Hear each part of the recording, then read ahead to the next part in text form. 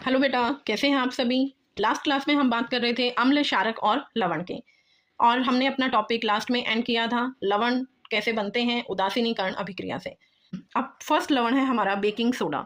Baking soda का जो सूत्र होता है वो है NaHCO3, सोडियम हाइड्रोजन कार्बोनेट। इसको बनाया कैसे जाता है? चूना पत्थर गर्म करेंगे, CaCO3 को गर्म किया जाता है, वो टूट जाएगा, वियोजन अभिक्रिया होगी, CaO प्लस CO2। अब ये CO2 NaCl और अमोनिया मिलकर NaHCO3 फॉर्मेशन करते हैं। तो ये अभिक्रिया आपको याद होनी चाहिए कि इसको कैसे बनाया जाता है। अब इसका उपयोग कहाँ कहाँ हम बेकिंग सोडा को उपयोग में लाते हैं।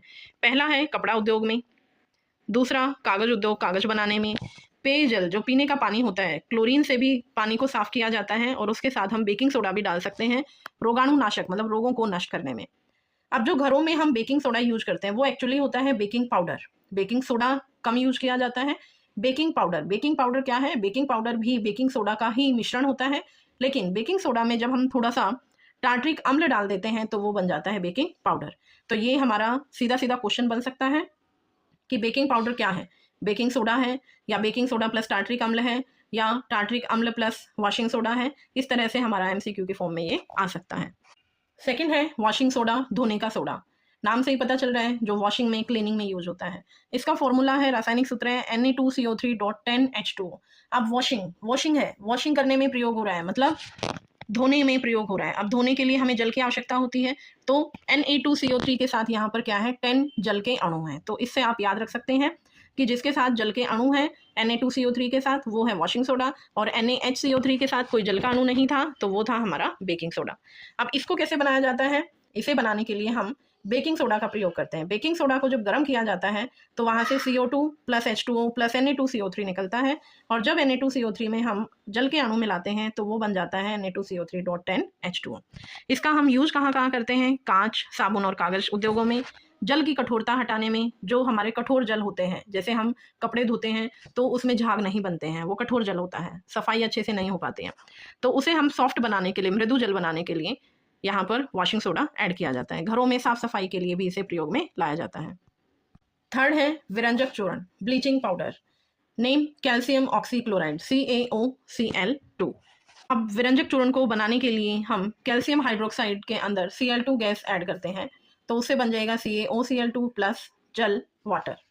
अब विरंजक चूर्ण का जो प्रयोग किया जाता है वो हम देखते हैं, जैसे लेडीज पार्लर्स में जाती हैं, ब्लीचिंग करवाती हैं, जो फेस के कलर होता है वो थोड़ा स्किन कलर से की टोन से मैच हो जाता है, तो वो ब्लीचिंग की हेल्प से होता है। उसमें क्लोरीन होती है, क्लोरीन क्या करता है, कलर प्रोवाइडिंग का काम करता है। और इसमें जो हमारे कपड़े, जैसे वाइट कलर का कपड़ा है कोई, हमें ब्लीच करवानी है, उस पर मीन्स कलर करवाना है, अलग अलग कलर हम करवा सकते हैं, तो उसमें भी ब्लीचिंग पाउडर यूज होता है।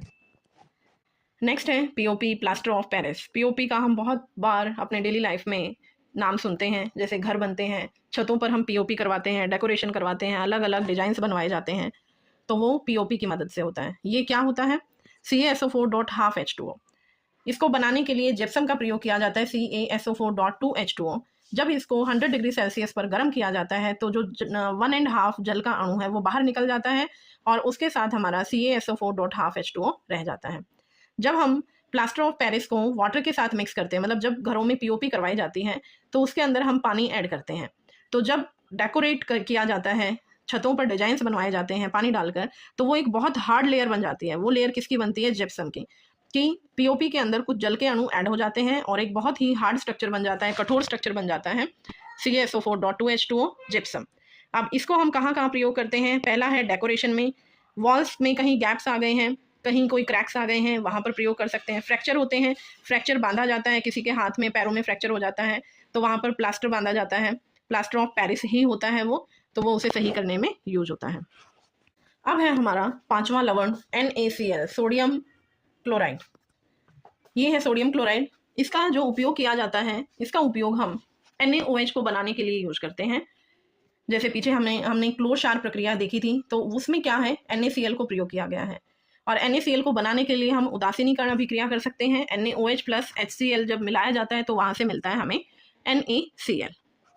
अब लास्ट टॉपिक है क्रिस्टलन का जल। ये क्वेश्चन भी काफी टाइम आता है कि क्रिस्टलन का जल क्या है, उदाहरण सहित बताइए। नेम से पता चल रहा है क्रिस्टल। क्रिस्टल मतलब जो हार्ड स्ट्रक्चर्स होते हैं, जो क्रिस्टल्स की फॉर्म में होते हैं, सीड्स की फॉर्म में होते हैं। जैसे हम घरों में देखते हैं चीनी प्रयोग करते हैं, मिश्री प्रयोग करते हैं, तो वो क्रिस्टल की फॉर्म में होते हैं। छोटे छोटे स्ट्रक्चर्स, अलग अलग शेप्स बन जाते हैं उनके। तो जब इनके साथ कुछ fix number of water molecules, जल के अणु मिल जाते हैं, तो उसे कहा जाता है क्रिस्टलन का जल। यौगिक के इकाई सूत्र से जुड़े जल के अणुओं की निश्चित संख्या, निश्चित होती है ये संख्या, इसको हम परिवर्तित नहीं कर सकते। जैसे CuSO4, CuSO4 के साथ 5 जल के अणु होते हैं, .5H2O। CaSO4 के साथ 2 जल के अणु, Na2CO3 के साथ 10, FeSO4 के साथ 7। तो ये है क्रिस्टलन का जल। अब ये भी हमारा कभी कभी MCQs में आ जाता है। किसी भी क्रिस्टल का नेम दे दिया जाता है कि CuSO4 का क्रिस्टलन के जल का सूत्र क्या होगा, CuSO4.2H2O, CuSO4.4H2O, CuSO4.5H2O, CuSO4.H2O। तो आपको ये याद होनी चाहिए कि CuSO4 के साथ 5 जल के अणु होते हैं, वाटर मॉलिक्यूल्स होते हैं। अब ये था हमारा इस चैप्टर का लास्ट टॉपिक। आई होप आपको ये समझ आया होगा। अगर आपको कहीं कोई प्रॉब्लम है, आप कमेंट कर सकते हैं या आप मुझे मैसेज कर सकते हो। Thank you, bye bye.